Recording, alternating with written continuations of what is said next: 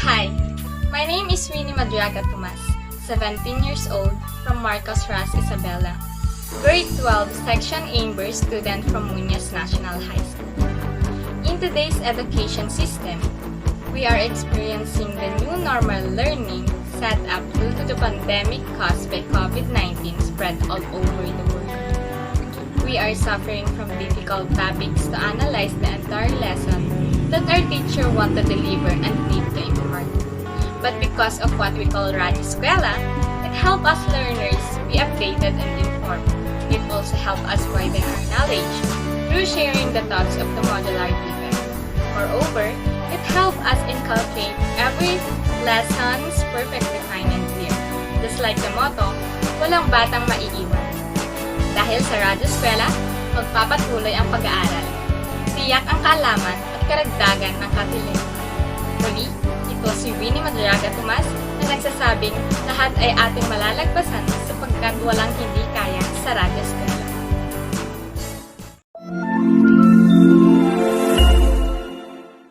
Senior High School On-Air Academy. Unstoppable! Delivering you quality education amidst pandemic. To defend school opening to October 5. Unstoppable! Giving you accessible learning platform anytime, anywhere. Ang klase, whatever form it is. Comprehensible! Buckle up and get yourself ready. I will repeat, then you will do it later on. Accurate! The sphere that includes all living things. Today, we'll be talking about rational functions. Simplify. This is Jaws speaking. How may I help you? This is the Ed School Radio's Senior High School On-Air Academy. And now, here's your new episode for The Kitchen Master, your guide for the subject Senior High School TPL Cookery. The Kitchen Master. The Kitchen Master.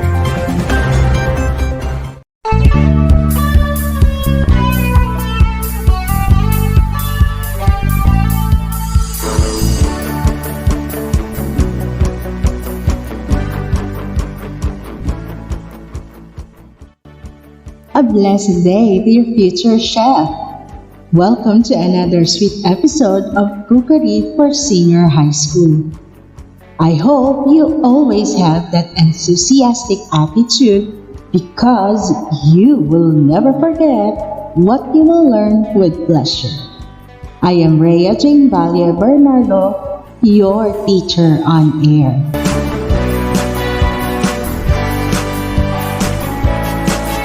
Listen carefully because today you will acquire new knowledge that can be of great help for you now and in the future. So what are you waiting for? Look for a relaxing place and sit comfortably because the sweet learning is about to take place. Make sure you have your notebook and pen at hand so you can jot down important details. Are you ready, class? Oh yeah!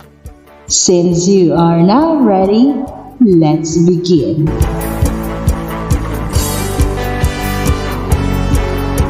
Last episode, we discussed how to prepare and suitable marinades for a variety of meat cuts. Now, class, let us check your quiz last episode. Are you ready? Oh yeah! Number 1, the answer is true. Number 2, the answer is true. For number 3, the answer is false. For number 4, the answer is false. And for number 5, the answer is true.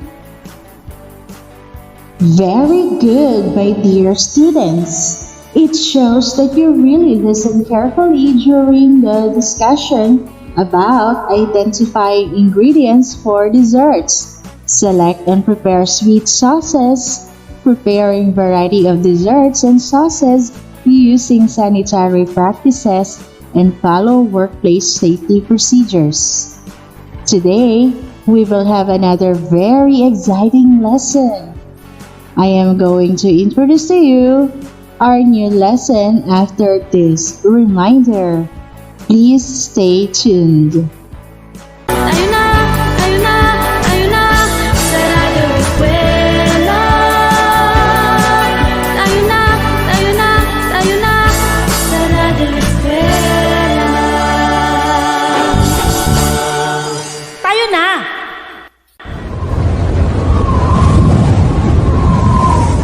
Naku, ang lakas na ng hangin. Paparating na ata talaga ang bagyo. Mabuti na lang, nakita ko ang listahan ng mga dapat ihanda kanina sa Facebook ng DepEd. Ito ay ang tubig, pagkain, ID card, mahalagang dokumento, flashlight at baterya, posporo at lighter, first aid kit, kutsilyo, radyo, kumot, banig, lubid, gamit panligo, at ilang mga damit. Tawagin man kami para sa agarang paglikas, handang-handa kami. Maging handa sa anumang sakuna. Isang paalala mula sa kagawaran ng edukasyon at ng himpilang ito. Tayo na, tayo na, tayo na, sa Radyo Eskwela. Tayo na, tayo na, tayo na, sa Radyo Eskwela. Tayo na! I'm back! Teacher Rhea here once again greeting you a very sweet day. For today's episode is presenting desserts. In this episode, you will identify dessert accompaniments and hygienic procedures. Let us also discover the different techniques on how to present desserts attractively. And of course, let us all identify factors in plating and presenting desserts on how we are going to maintain the quality and taste of our desserts. Indeed, another fruitful and sweet episode awaits you. So, I want you to sit back, relax, and enjoy the episode.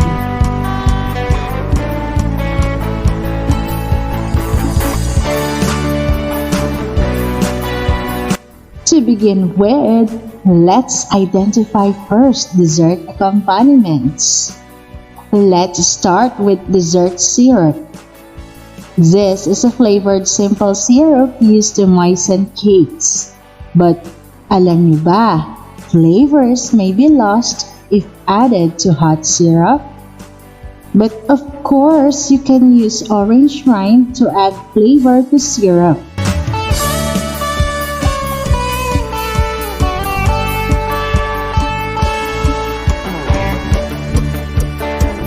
Next is the creme anglaise, which is stirred vanilla custard sauce, which consists of milk, sugar, egg yolks, and vanilla stirred over low heat until lightly thickened. Yes, you want some more, my dear future chef? Oh yeah! So, I am inviting you all to take this episode seriously. Who knows, one day, dessert making may become a good opportunity to lead you to your dreams.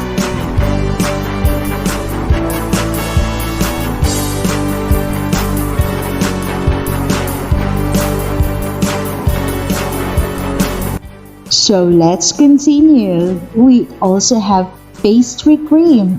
It contains starch as well as eggs, resulting in a much thicker and more stable product. It is used as a cake and pastry fillings for cream pies and pudding. With additional liquid, it is used as custard sauce.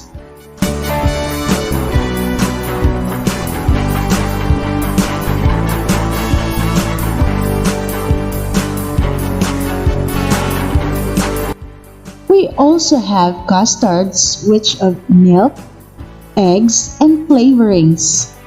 This is used as pie fillings, as a dessert by itself, and as a basis for many baked puddings. Of course, always remember this, my dear students, that it is very important to always observe safety precautions. Sanitation is the best preventive measure against foodborne diseases. Because sanitation means keeping bacteria out of food through personal hygiene and proper handling procedure. So, make it as a safety work habit. Can you do that, my future chef? Oh, yeah! Now, my dear future chefs, we want our desserts to be presented as attractive as you are. We want our dessert to satisfy our guests in terms of plating and presenting. So, how are we going to do that?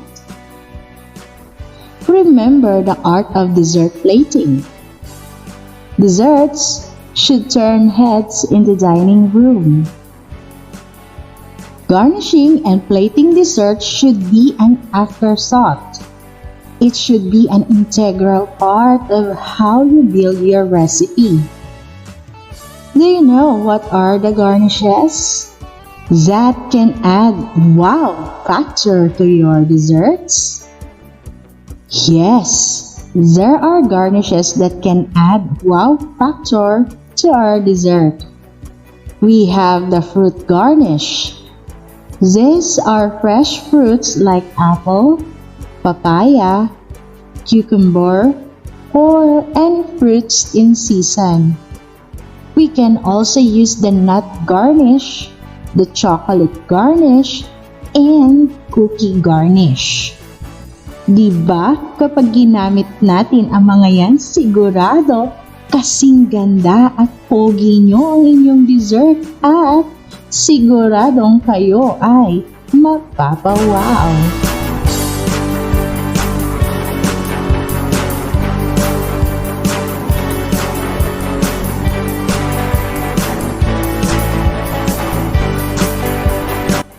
These are the guidelines in plating dessert. Number 1. Make garnishes edible. Meaning everything on the dessert plate should be edible and delicious. Number 2. Keep it clean and simple. Meaning do not overcrowd the plate. Kasi kung maganda na ang dessert mo, hindi mo na kailangan ng maraming garnish. Parang sa mukha lang yan, kapag maganda ka na, hindi mo na kailangan ng make-up. Yes, and of course, keep the rim of the plate clear so that the servers aren't touching the food when they place the dessert in front of the customers. Number 3. Make your garnishes relate to the dessert on the plate. Halimbawa, ang isa-serve mong dessert ay mint ice cream. So, that's the time you should garnish with fresh mint also. Yes, don't put it on there because you think the dessert needs color. If you have a brown dessert like apples in puff pastry, then make sure all of those elements are executed well. Puff pastry should look beautiful and crisp. Does this make sense at all? Yes, number 4. Layer flavors and textures in your dessert. Remember that textures and flavors hit the palate at different times. Ask yourself, how can I make this better? If the answer is a little lemon zest, then add it as a garnish. All the components on the plate should build on the dessert, making it better. And number 5, try different plates, various sizes, and shapes. The right plate can add or enhance the theme really very well.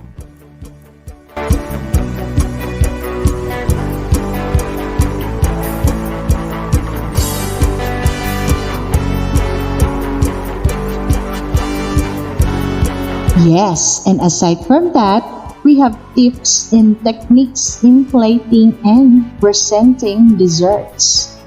Number 1. The plate.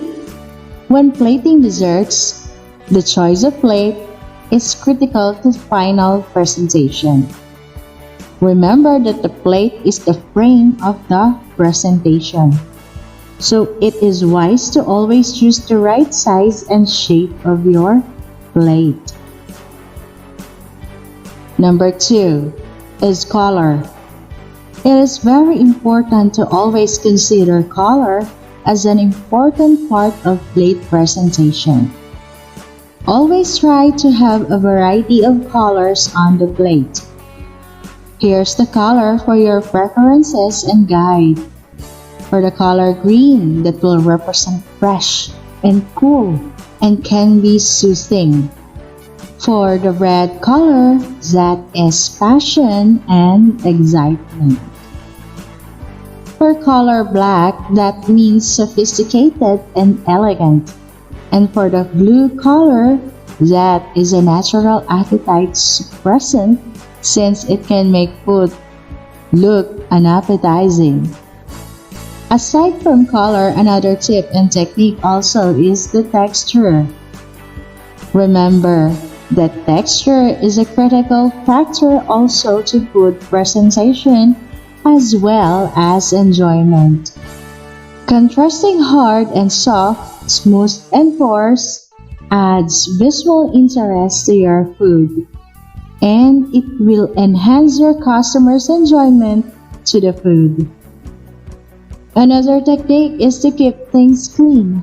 Remember that neatness counts. Food should be contained within the rim of the plate, yet it should not be crowded in the center. Dapat laging maayos at malinis tingnan. For better and unique presentation, always remember this. Never decorate a plate something inedible. Ensure the garnish complements and enhances the dish, and choose garnishes that are correct size.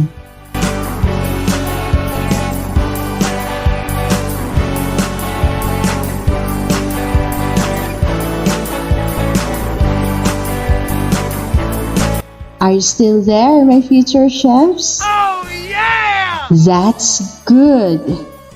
Next, what are we going to do to maintain the best quality and taste of our dessert?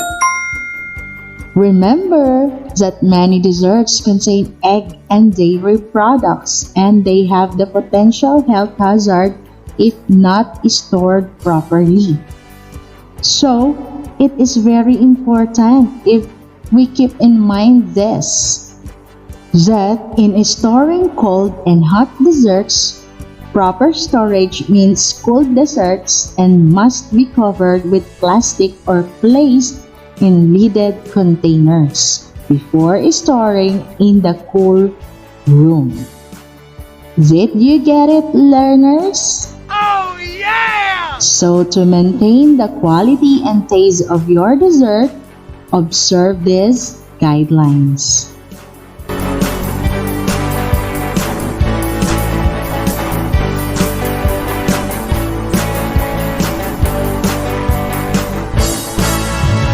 Number 1. Desserts containing uncooked eggs should be handled with extreme care, as raw egg is a medium in which dangerous bacteria such as Salmonella can thrive.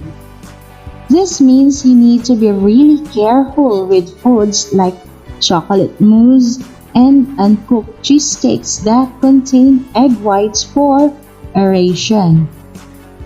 Number 2. Egg custards contain protein, which provides good food for bacteria. If custards are not heated and cooled properly and quickly, that are present in the custard can grow quickly to dangerous numbers. So, egg custard should be heated and cooled properly and quickly. Number 4. Any dessert that is not required for immediate consumption must be cooled rapidly and stored in the cool room until required. Number 5. If you plan to keep a pre-prepared dessert hot until service, make sure that the temperature of the food is over 650 Celsius. Never leave an egg mixture in a bain-marie for any length of time. Any dessert that has been kept hot in the bain-marie for a while should be discarded at the end of the service. Number 6.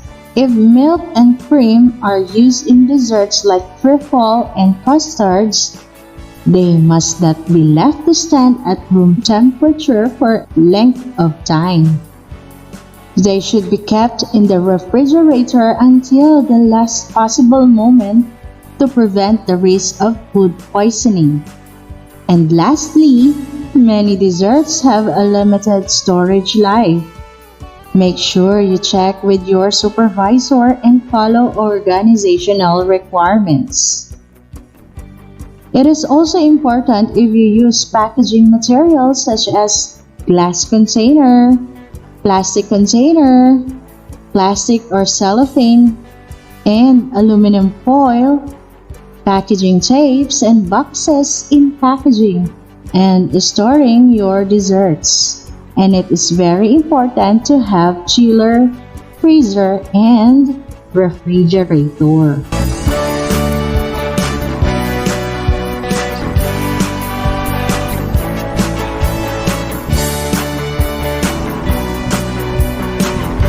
You see, my dear future chefs, the possibilities are endless, am I right?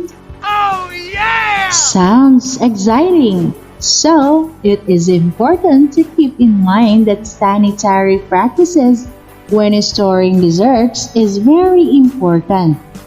So, what are those sanitary practices? There you go, my dear students! Those are the sanitary practices when storing desserts. Number 1. Handle the food properly to prevent spoilage and contamination. Number 2. Wash utensils and equipment thoroughly. Number 3. Keep away from food when you are ill. Number 4. Store foods and ingredients properly. And number 5, safeguard the food during distribution and service. Did you get it? Oh yeah! After learning so many things about presenting dessert, I know that you are ready for a quiz. But before that, let's do the recap first for what we tackled for today. We learned that plating and presenting dessert should be an integral part of how you build your recipe. We've learned also that fruit, nuts, chocolates, and cookies are the garnishes that can add wow factor in your desserts. Still remember that? We also learned the different factors and techniques to consider in food plating that affect the overall appearance of a dessert. And when you apply those tips, what will happen again? Always remember that. Applying one of the tips may enhance presentation. Is that in your mind also? There are also sanitary practices when storing desserts, and these are the following. Number 1. Handle the food properly to prevent spoilage and contamination. Number 2. Wash utensils and equipment thoroughly. Number 3. Keep away from food when you are ill. Number 4. Store foods and ingredients properly. Number 5. Safeguard the food during distribution and service. Can I hear a loud yes if you are still there? Get your paper and pen ready because we will have our quiz after this reminder. Tayo na, tayo na, tayo na sa Radyo Eskwela. Tayo na, tayo na, tayo na sa Radyo Eskwela. Tayo na!